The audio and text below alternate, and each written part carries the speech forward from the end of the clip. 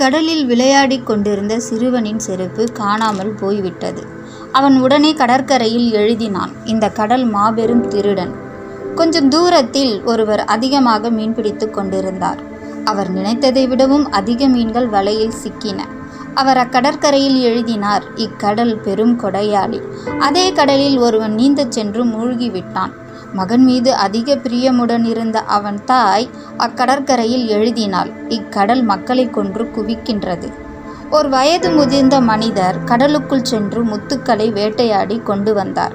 அவர் மிக்க மகிழ்ச்சியோடு கடற்கரையில் எழுதினார், இந்த கடல் ஒன்றே போதும் நான் ஆயுள் முழுவதும் மகிழ்ச்சியோடு இருக்க.